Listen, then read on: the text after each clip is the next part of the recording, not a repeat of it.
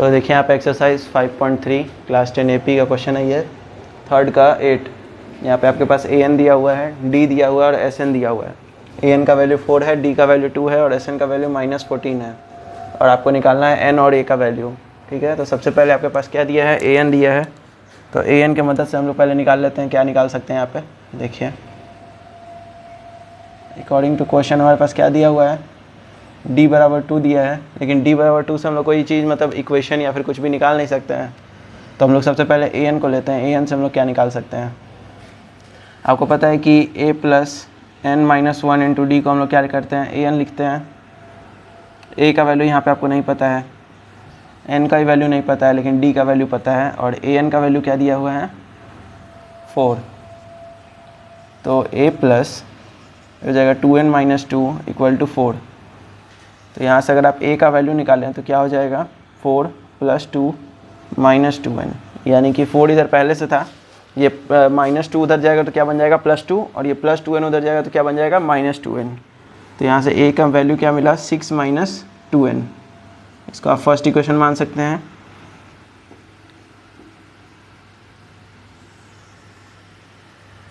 ठीक है, आगे देखिए अब हम लोग को A का वैल्यू मिल चुका है तो हम लोग SN से देखते हैं। सिंस SN क्या दिया हुआ था हमारे पास, -14, यानी कि N/2 2A plus N minus 1 into ये फार्मूला अगर हम लोग यूज़ करेंगे यहाँ पे तो हम लोग को फिर दिक्कत होगा यहाँ पे इक्वेशन निकालने में। तो हम लोग SN का फार्मूला यूज़ करेंगे, N/2 A प्लस L।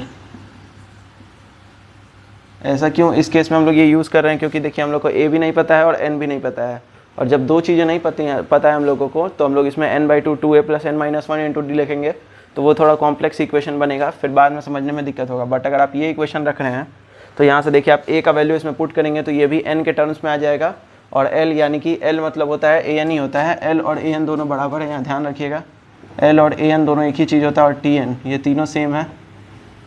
ठीक है, तो अगर आप देख सकते हैं AN का वैल्यू 4 आपके पास है ही, और A को अगर आप N के टर्म्स में लिख दें तो यहाँ से आपको N का वैल्यू मिल जाएगा, जिसकी मदद से आप यहाँ रखेंगे तो आपको A का वैल्यू वापस मिल जाएगा। तो देखिए क्या करना है हम लोगों को, इसमें हम लोग को ये आपके पास फार्मूला हो गया,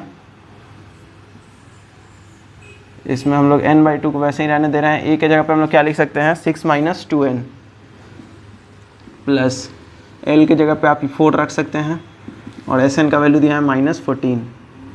अब ये देखिए N को इधर ही रहने दीजिए, 6 4 क्या हो जाएगा 10 माइनस 2N। ये देखिए ये 2 इधर डिवाइड में है, तो अगर आप चाहे तो इसको उधर कहाँ भेजेंगे, इक्वल टू के उधर, तो क्या बन जाएगा, ये मल्टीप्लाई में जाएगा। क्यों, क्योंकि यहाँ देखिए ये डिवाइड में है नीचे और ये दोनों गुना में है, मतलब कि ये सबके नीचे है। आप ऐसे भी लिख सकते हैं, इसको सबके नीचे भी लिख सकते हैं, बट यहाँ डिवाइड में है और आपको पता है डिवाइड जब इक्वल टू के उधर भेजेंगे तो ये किस में चल जाएगा, मल्टीप्लाई में।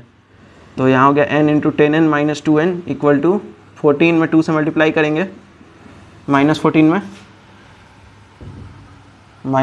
2 से मल्टीप्लाई करेंगे तो क्या हो जाएगा, -28 हो जाएगा, और इधर गुना कर दीजिए, N से गुना करेंगे 10 में तो 10N हो जाएगा, और जब -2N में करेंगे तो -2N स्क्वायर हो जाएगा। अब देखिए स्क्वायर वाले को सबको एक तरफ कर लीजिए, तो इन सबको हम लोग उधर भेज देते हैं, क्योंकि देखिए स्क्वायर वाला टर्म क्या है, माइनस में, तो अगर उधर भेजें हम लोग तो क्या हो जाएगा, 2N स्क्वायर ऐसे हो जाएगा, इधर कुछ नहीं बचेगा, इधर हो जाएगा 2N स्क्वायर, फिर प्लस में 10N है उधर जाएगा तो माइनस में 10N हो जाएगा, और माइनस में 28 है पहले से। ठीक है, अब देखिए अब इसको ऐसे भी आप लिख सकते हैं, 2N square minus 10N minus 28 equal to 0।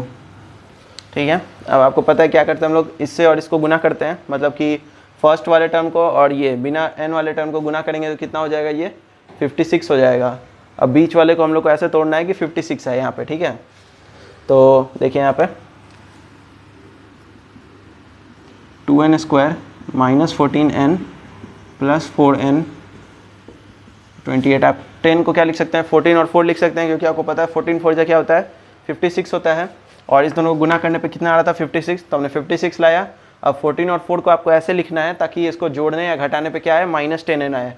तो देखिए इन दोनों को अगर हम लोग ऐड करेंगे तो क्या आएगा, -10N आ जाएगा, -14 में से 4 घटाएंगे तो -10। यहाँ देखिए अब इसमें से आपको कॉमन लेना होगा, तो यहाँ से 2 कॉमन होगा, क्योंकि 14 के टेबल में 2 आता है, सॉरी 2 के टेबल में 14 आता है, तो यहाँ से 2 कॉमन लिए तो यहाँ क्या बचेगा, यहाँ 2 n था उसमें से एक आप बाहर ले लिए हैं तो एक n बचेगा, फिर माइनस यहाँ 2 से ये 7 बार में कट जाएगा और n तो आपने कॉमन ले रखा है यहाँ पे। इसमें ध्यान दीजिएगा, इसमें दोनों में n नहीं है तो आप n कॉमन नहीं ले सकते हैं, सिर्फ 4 कॉमन लेंगे क्योंकि 4 से 28 कटता है, 28 कटेगा 7 बार में, ठीक है। अब दोनों जो मैच कर रहा है उसको आप एक साथ रख लीजिए।